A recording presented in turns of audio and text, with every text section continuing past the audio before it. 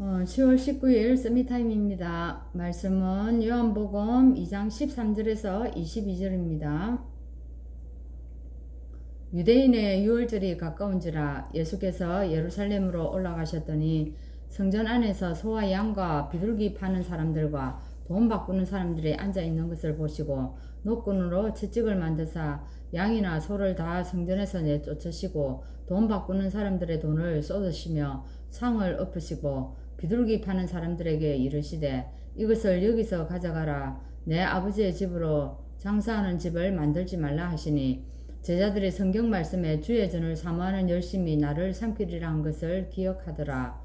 이에 유대인들이 대답하여 예수께 말하기를 네가 이런 일을 행하니 무슨 표적을 우리에게 보이겠느냐. 예수께서 대답하여 이르시되 너희가 이 성전을 헐라 내가 사흘 동안에 일으키리라.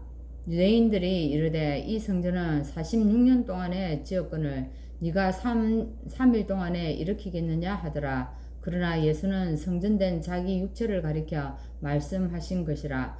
죽은 자 가운데서 살아나신 후에야 제자들이 이 말씀하신 것을 기억하고 성경과 예수께서 하신 말씀을 믿었더라.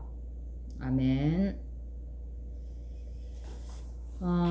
우리 보통 사람들이 그저 메시지 듣고 나면 은혜 받았다 이렇게 얘기하는데 이 은혜 받았다는 기준이 무엇이겠습니까? 하나님이 원하시는 것이라야 된다는 것입니다. 실제 하나님의 말씀과 능력이 내게 들어올 때 이것이 우리가 은혜 받았다 이렇게 이제 표현하는 것입니다. 근데 이 초대교회는 그 당시에 초대교회 이 마가다락방에 가면은 감옥으로 가야 되는 그런 상황이었습니다. 또 거기에서 이제 들은 말씀을 전가할 때 어떻게 해요? 사형되기도 하고 너무나 그런 핍박이 심했던 시대입니다. 또 사회에서 뿐만 아니라 자기 업을 하는 가운데서도 완전히 단절되는 것입니다. 그래서 주라는 단어는 사실 주인이라는 뜻인데 이 말 때문에 어떻게 되었습니까? 이스라엘 백성들이 로마에 250년 동안 핍박을 받게 된 것입니다. 그 250년 후에 진짜 어떤 사람들이 남았습니까? 진짜만 남았다는 겁니다. 이 사람들이 남아가 세계를 바꾼 것입니다. 그래서 오늘 사실은 이 사람들이 어떻게 살아남았을까요?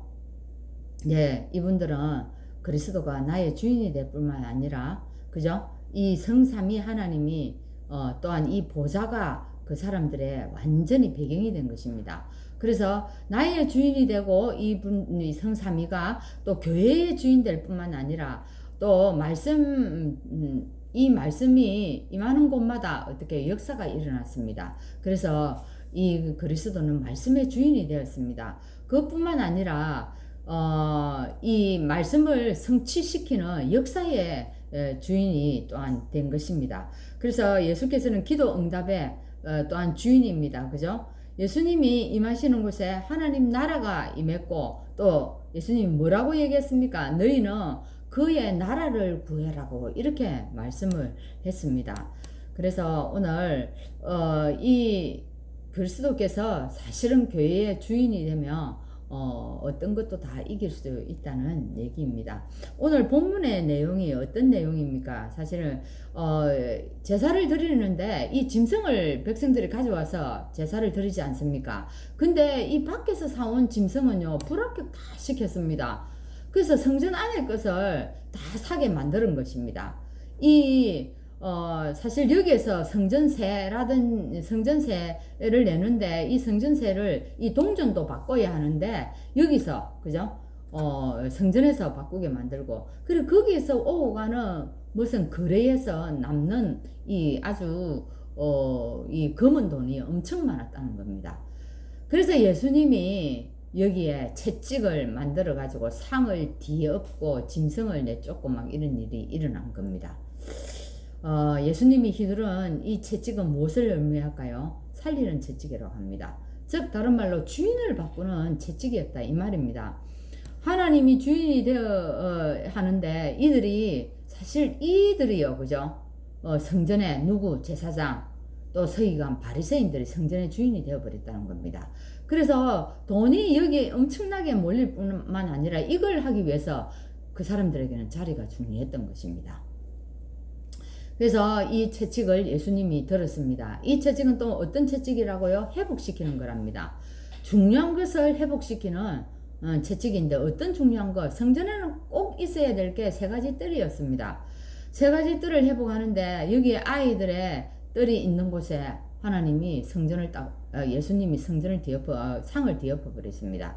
이방인의 뜰, 그죠? 많은 사람들이 기도하고 치유받아야 하는 뜰에 짐승들이 바꾼다고, 그죠? 짐승을 거기서 산다고 짐승의 뜰이 되어 버린 겁니다. 그래서 짐승을 다 쫓아온 겁니다.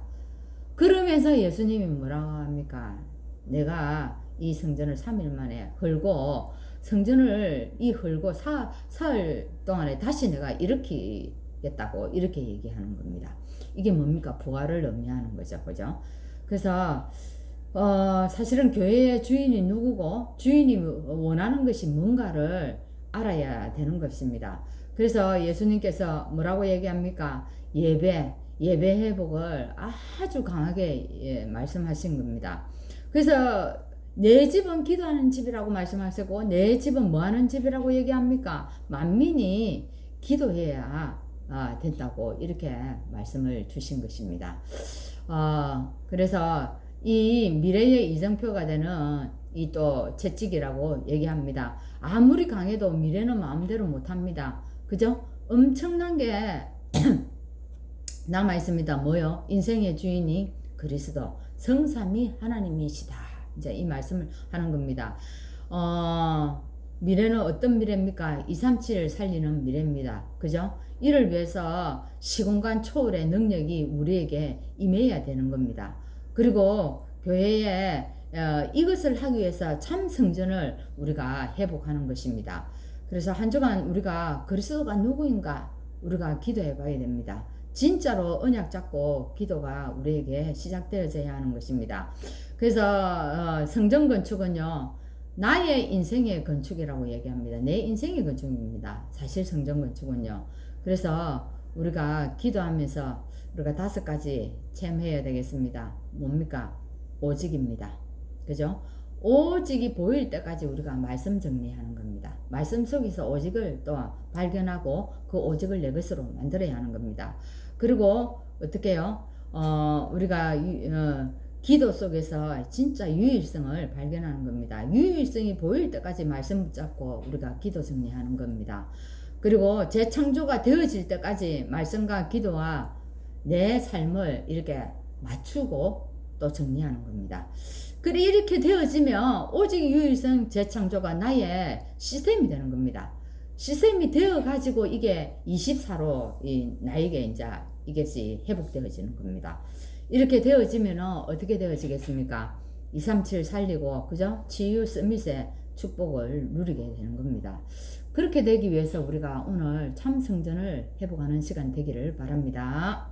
하나님 오늘 우리 속에 참 성전을 회복하기 위해서 오직 말씀 속에서 내가 하나님 오직을 발견하고 오늘 기도 속에서 유일성과 또한 재창조의 축복을 통하여서 237에 하나님 이 축복을 회복하기를 원합니다. 그래서 진짜로 하나님 제사장들이 하나님 서기관과 바리새인들이 이스라엘의 지도자였지만 이 사람들이 백성들을 하나님 더 힘들게 하고 참 예배를 회복하지 못하도록 만들었습니다. 오늘 우리가 이 참 성전의 주인을 회복하는 시간 될 수 있도록 인도하여 주옵소서. 예수 그리스도 이름으로 기도합나이다. 아멘.